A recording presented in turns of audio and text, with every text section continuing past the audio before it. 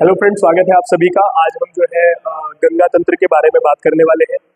इससे पहले हमने जो है यमुना और टॉन्स और जो है भागीरथी और अलकनंदा गंगा नदियों की जो है तंत्रों को पढ़ा है, जो वीडियोस बनी है आप जाकर देख सकते हैं।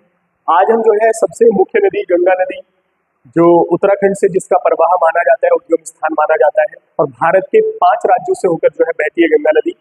भारत की सबसे पवित्र नदी है, सबसे लंबी नदी है और इसको राष्ट्रीय नदी भी घोषित किया गया है 4 नवंबर 2008 को। तो आज हम जो है इसके बारे में बात करते हैं, कहाँ से निकलती है, कैसे निकलती है, बनकर चलती है, सहायक नदियां, बहने का क्रम, उत्तराखंड में जितनी बहती है आज उसके बारे में संपूर्ण रूप से बात करते हैं। ठीक है, तो सबसे पहले हम गंगा नदी को बनाते हैं कि गंगा नदी निकलती कहाँ से है। ठीक है, तो हम समझते हैं कि ये गंगा नदी जो है 2 नदियों के संगम से बनती है। ठीक है, गंगा नदी जो है वो 2 नदियों का संगम है। एक नदी है हमारी भागीरथी। कौन सी है? भागीरथी। हमने जो है पिछली वीडियो में इसकी बात की थी, भागीरथी नदी तंत्र के बारे में। और एक नदी है हमारी अलकनंदा। इसको भी हमने पूरा इसका जो है तंत्र पढ़ा था, अलकनंदा तंत्र, जो कि पंचप्रयाग जो है बनते हैं। भागीरथी नदी गोमुख नामक स्थान से निकलकर आती है। अलकनंदा नदी चमोली के संतोपत पर्वत के संतोपत ताल क्षीर सागर से निकलकर आती है। अब ये दोनों नदियां जहां पर मिलती हैं वो जगह है देवप्रयाग। क्या है? देवप्रयाग। ठीक है, अलकनंदा और भागीरथी का जो संगम होता है वो देवप्रयाग में होता है, जहां पर भगवान राम ने तपस्या की थी। समस्त तीर्थों का शिरोमणि जो है देवप्रयाग को कहा जाता है। बड़ी मान्यता है देवप्रयाग की, और सबसे ज्यादा मान्यता इसी कारण से है कि जो है यहाँ पर भागीरथी और अलकनंदा का संगम होने के बाद जो है गंगा नदी का उद्गम स्थल जो है उद्गम होता है। ठीक है, अब एक चीज यहाँ से छोटा सा पॉइंट आपको याद रखना है कि कई बार ये कहा जाता है कि सास बहू का संगम कहाँ पर होता है, तो ये भी देवप्रयाग में ही होता है। कारण ये है कि जो हमारी भागीरथी है उसको हम सास बोलते हैं। क्या बोलते हैं? सास बोलते हैं। और अलकनंदा को जो है बहू कहा जाता है। क्या कहा जाता है? बहू कहा जाता है। तो सास और बहू का संगम जो होता है वो कहाँ पर होता है?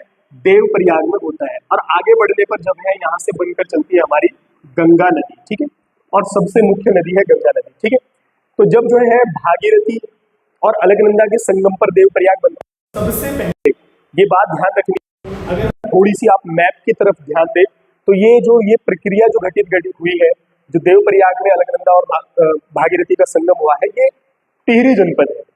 उसके बाद ये टिहरी का दक्षिणी क्षेत्र है। यहाँ से जब आगे बढ़ेंगे तो नीचे पौड़ी है और इधर जो है देहरादून है और उससे नीचे हरिद्वार है। अगर आप मैप को देखें उत्तराखंड के बनाएंगे जब आप मैप में इस नदी को, तो आपको समझ आएगा। तो सबसे पहले नदी में गंगा नदी में एक नदी आकर मिलती है जो बाईं ओर से मिलती है आकर। ठीक है, और नदी का नाम है नयार नदी। कौन सी नदी है? नयार नदी। ठीक है, ध्यान से सुनना।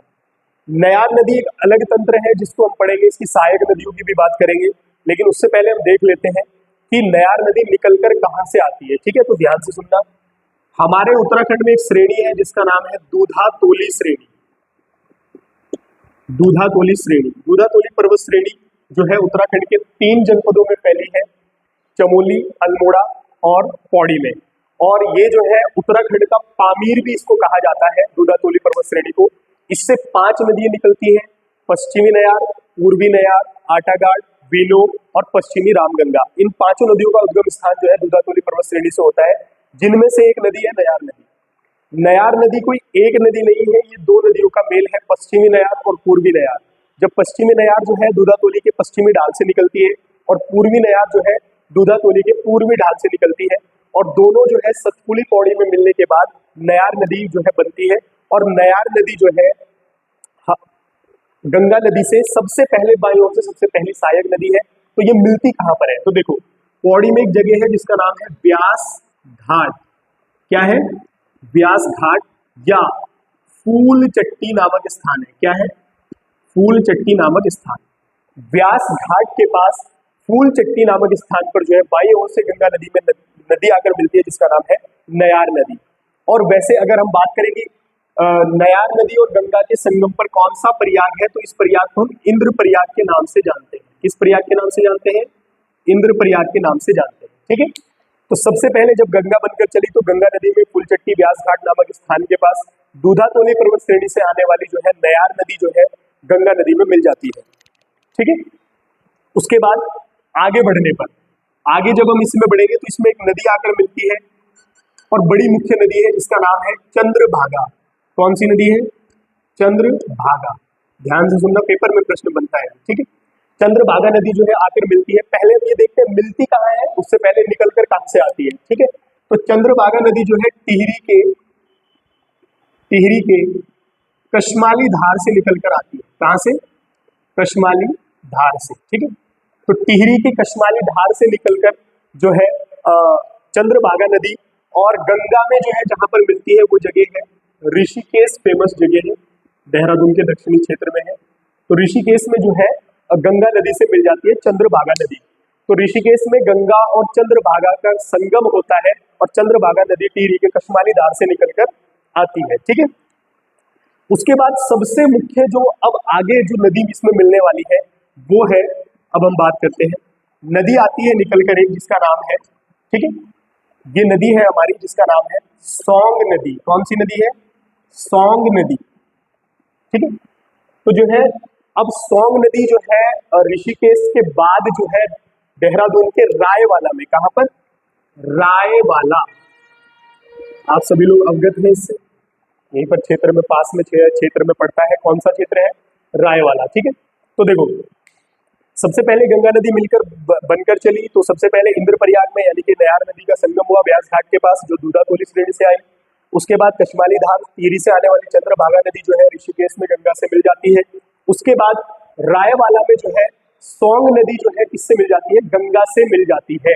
अब ये समझते हैं कि सौंग नदी निकलकर कहां से आती है, और यहाँ से एक इंपॉर्टेंट जो है सवाल पेपर में बनता है सौंग नदी से रिलेटेड। अभी हम बात करते हैं। सबसे पहले ये भी टिहरी क्षेत्र से ही आती है, और टिहरी में कहां से? तो सुरकंडा वाली बेल्ट से आती है। आपने सुरकंडा मंदिर के बारे में सुना भी होगा, सुरकंडा वाले क्षेत्र से निकलकर आती है सौंग नदी। कद्दूखाल ग्राम में सुरकंडा पड़ता है, ठीक है। और आगे बढ़ने पर जो है ये रायवाला में किससे मिल जाती है? गंगा नदी से मिल जाती है, ठीक है।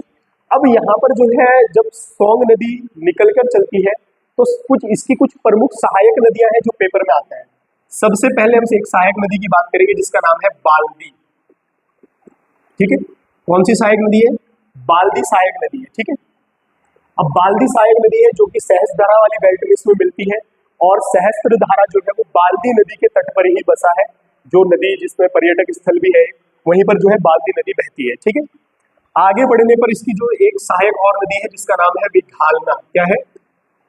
विघालना, या इसको रो भी कहा जाता है, विघालना या रो नदी, ठीक है। उसके बाद इसमें जो है आगे बढ़ने पर एक नदी आकर मिलती है जिसका नाम है सिसवा नदी। कौन सी नदी? जो दून घाटी की प्रमुख नदी के रूप में भी जानी जाती है, सिसवा नदी। और सिसवा नदी जो है सोंग नदी में कहां पर मिलती है? तो कांसरू में मिलती है। कहां पर मिलती है? कांसरू के आसपास जो है ये मिल जाती है, ठीक है। तो अब देखो ध्यान से, सुरकंडा क्षेत्र से आने वाली सोंग नदी रायवाला में गंगा से मिलती है, लेकिन सिसवा जो सोंग नदी है उसकी कुछ सहायक नदी है। सबसे ऊपर बाल्दी नदी मिली, सहस्त्रधारा इसी के तट पर है। उसके बाद विघालना या रो नदी मिली। आगे बढ़ने पर लास्ट में कांसरू में जो है इसमें एक नदी आकर मिली जिसका नाम है सिसवा नदी, ठीक है। अब सिसवा नदी की दो प्रमुख सहायक नदियां हैं जो देहरादून की प्रमुख नदी है। एक नदी है इसकी रिस्पना। क्या है? रिस्पना नदी, जिस पर रिस्पना पुल बना है। तो रिस्पना नदी जो है वो सिसवा नदी की सहायक है। और एक नदी है इसकी बिंदाल। कौन सी है? बिंदाल। तो बिंदाल और सिसवा, ये जो है बिंदाल और रिस्पना सिसवा नदी की सहायक है, और जो है सिसवा नदी जो है वो सोंग नदी की सहायक है, ठीक है। और बाल्दी और विघालना भी सोंग नदी की क्या है? सहायक नदियां हैं, ठीक है। उसके बाद अब देखो रायवाला में जो है गंगा नदी से जो नदियां मिली है वो सोंग नदी मिली है, ठीक है। उसके बाद आगे बढ़ने पर नदी जो है प्रवेश करती है कहां पर? हरिद्वार में। कहां पर? हरिद्वार में। और हरिद्वार वो जनपद है जहां पर पहली बार गंगा नदी मैदान में प्रवेश करती है। हम जब हिमालय श्रेणी यानी कि भौगोलिक विभाजन की बात करते हैं उत्तराखंड के, तो सबसे पहला भौगोलिक विभाजन में सबसे पहला जो क्षेत्र है वो है गंगा का मैदान, यानी कि गंगा का मैदान जो बनता है वो हरिद्वार में ही बनता है। और हरिद्वार में गंगा से दो नदियां मिलती हैं। एक नदी का नाम है रतमऊ। क्या है? रतमऊ। और दूसरी नदी है सोलानी। कौन सी है? सोलानी, ठीक है। और उसके बाद जो है गंगा राज्य से बाहर निकल जाती है, उत्तर प्रदेश में प्रवेश कर लेती है, ठीक है। तो अब ये ध्यान रखना है कि देवप्रयाग से जो है गंगा नदी निकलकर चली। सबसे पहले नयार नदी उसमें मिली आकर, उसके बाद जो है चंद्रभागा नदी ऋषिकेश में मिली, उसके बाद रायवाला में सौग नदी मिली, जिसकी जो है सिसवा, बालदी, बिघालना सहायक नदी है, और फिर सिसवा की जो है रिस्पना और बिंदाल 2 सहायक नदी है। हरिद्वार में गंगा से 2 नदियां मिलती है, रतमऊ और सोलानी, और उसके बाद हरिद्वार के बाद गंगा राज्य से बाहर निकल जाती है। अब देखो ध्यान से, देवप्रयाग से और जो है राज्य से बाहर निकलने तक, जहां से गंगा नदी बनकर चलती है और राज्य से बाहर निकलने तक हरिद्वार तक, गंगा नदी की राज्य में कुल लंबाई जो है वो 96 किलोमीटर है। कितनी है? 96 किलोमीटर है। और पूरे भारत में गंगा की लंबाई जो है वो 2525 किलोमीटर है। ये इसकी कुल लंबाई है, जो कि भारत की सबसे लंबी नदी है। तो ये गंगा तंत्र था। आशा है कि आप सभी लोगों को गंगा तंत्र जो है समझ में आया होगा। ये मुख्य नदियां हैं सहायक, जो कि गंगा की है, और कई बार इनसे प्रश्न पेपर में पूछा जाता है। Thank you.